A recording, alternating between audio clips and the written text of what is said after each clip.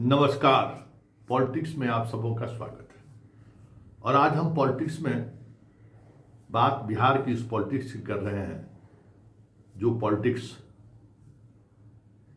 14 के बाद कैसा होगा बिहार, किसके हाथों में होगा कमान, पॉलिटिक्स क्या कर रहा है, चर्चा इसी पर करने जा रहे हैं। देखिए, जो खबर आ रही है वो खबर यही है, 2 दिनों के सैटरडे और संडे के मंथन के बाद जो तस्वीरें सामने आई हैं, नीतीश कुमार के इस्तीफा देने के बाद और सदन की शुरुआत होने से पहले 16 तारीख से सदन की शुरुआत होनी है, 10 तारीख को इनको शपथ लेना है। ज़्यादा है कि शपथ ग्रहण के कल हो के आएंगे तो इस्तीफा, तो मतलब 15 तारीख को, 14 को खरमास भी खत्म हो जाएगा। तो हमें लगता है कि 15 तारीख को शपथ होगा और उस शपथ में बीजेपी के तमाम बड़े नेता को आना है, इसलिए संसद सत्र से पहले शपथ होगा। जो बातें पर सहमति बन चुकी है, अब कोई किसी भी तरह के गृह विभाग या ये विभाग वो विभाग, इस सब की कोई का मतलब नहीं है, न इसकी कोई चर्चा है।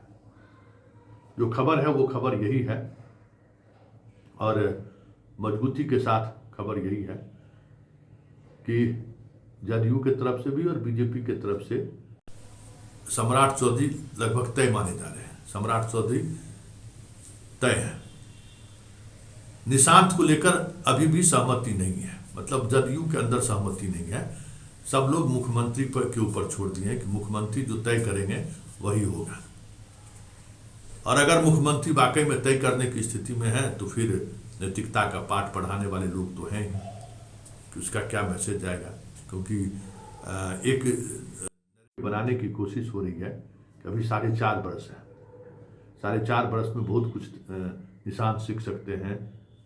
सरकार में शामिल होना तो जब चाहेंगे वो शामिल हो सकते हैं, लेकिन पहले चीज़ों को समझना जरूरी है। ये नैरेटिव सेट हो रहा है और इसको लेकर नीतीश कुमार के पास तर्क वितर्क भी हो रहे हैं और यही वजह है कि सब लोग अब नीतीश कुमार पर छोड़ दिए हैं कि निशांत मंत्री बनते हैं या नहीं बनते हैं। मतलब निशांत के मंत्री बनने को लेकर अभी भी पूरी तौर पर सहमति नहीं है। अब नीतीश कुमार जो फैसला लें, तो नीतीश कुमार क्या फैसला ले सकते हैं आप समझ ही सकते हैं। मतलब यहाँ खेला होने की तैयारी पूरी हो गई है और एक है कि विजय चौधरी बन जाए डिप्टी सीएम तो सरकार पर कंट्रोल रहेगा। ये भी तर्क देने वाली बात हो रही है, क्योंकि सारे महत्वपूर्ण विभाग अपने पास हैं। ऐसे में एक समझदार व्यक्ति के हाथों में कमान होनी चाहिए और विजय चौधरी से बड़ा समझदार व्यक्ति कौन हो सकता है। नीतीश के प्रति लॉयल भी रहे हैं, इतनी लॉयलिटी किसकी है। तो समझ जाए कि खेला होने की बात जो की जा रही है वो शुरू हो चुका है। ऐसे में निशांत इसी तरीके से मिलते जुलते हुए दिखते रह जाए। राजनीति में क्या कोई किस तरीके की संभावनाएं होने दिखती है समझ ही सकते हैं। बहुत सारी चीज़ें पर्दे के पीछे जो होती है तो सामने आना भी मुश्किल हो जाता है, लेकिन इतना तय हो गया कि निशांत को लेकर फैसला अब सीधे सीधे तौर पर नीतीश जी को करना है। हाँ, जो एक बात चर्चा में आई कि विधानसभा अध्यक्ष किसका होगा, तो सबको पता है कि नीतीश जी का विधान परिषद के सभापति से व्यक्तिगत रिश्ता है।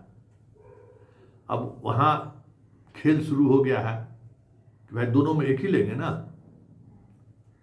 विधानसभा अध्यक्ष मेरा है, विधान परिषद का सभापति ले ले, और जैसे ही सभापति पर बात आएगी तो वो बोलेंगे कि नहीं अवधेश बाबू को रहने दीजिए। तो दोनों हाथ में घी में, दोनों हाथ में लड्डू।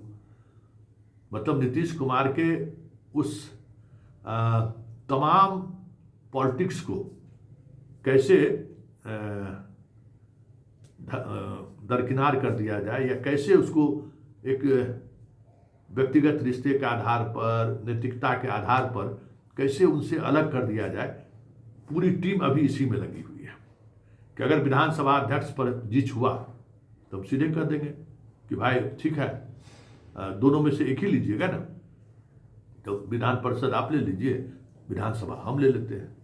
वर्तमान जो बीजेपी के सेटअप है वाले लोग हैं, उनकी दिलचस्पी अवधेश बाबू से तो है नहीं, चाहते भी होंगे कि चल जाए, इसी बहाने अपना जदयू अपना ले ले, एक तीर से दो निशान हो जाएगा। नीतीश जी के अपने दोस्ती की जो बात है वो भी नहीं रहेगी।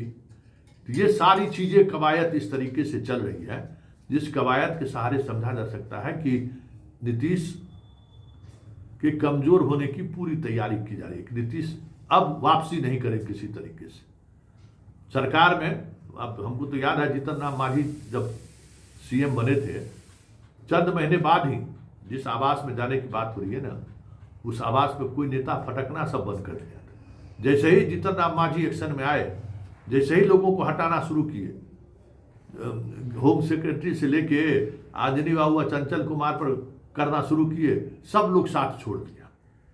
उसी में सम्राट चौधरी भी है ना।